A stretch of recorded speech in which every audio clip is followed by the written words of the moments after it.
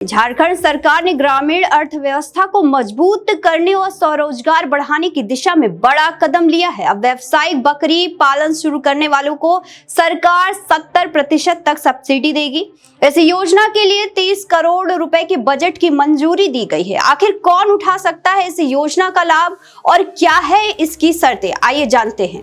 ग्रामीण क्षेत्रों में रोजगार और पशुपालन को बढ़ावा देने के उद्देश्य से झारखंड सरकार ने मुख्यमंत्री पशुधन विकास योजना के तहत व्यावसायिक बकरा बकरी पालन योजना शुरू किया है। कैबिनेट से मंजूरी मिलने के बाद इस योजना के लिए 30 करोड़ रुपए का बजट स्वीकृत किया गया है।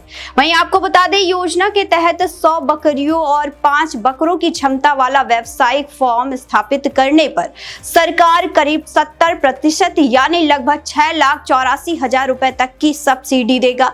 परियोजना की कुल लागत करीब 9,78,000 रुपए तक तय की गई है।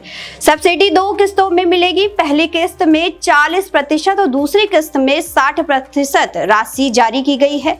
इस योजना का लाभ सभी वर्गों के पात्र किसानों को मिलेगा।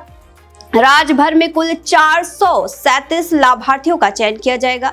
इनमें 219 सामान्य वर्ग, 29 अनुसूचित जाति और 189 जनजाति क्षेत्र के लाभार्थी शामिल होंगे। बकरी पालन का प्रशिक्षण प्राप्त आवेदकों को चयन में प्राथमिकता दी जाएगी। स्वयं सहायक समूह और किसान उत्पादन संगठन में भी आवेदन कर सकेंगे।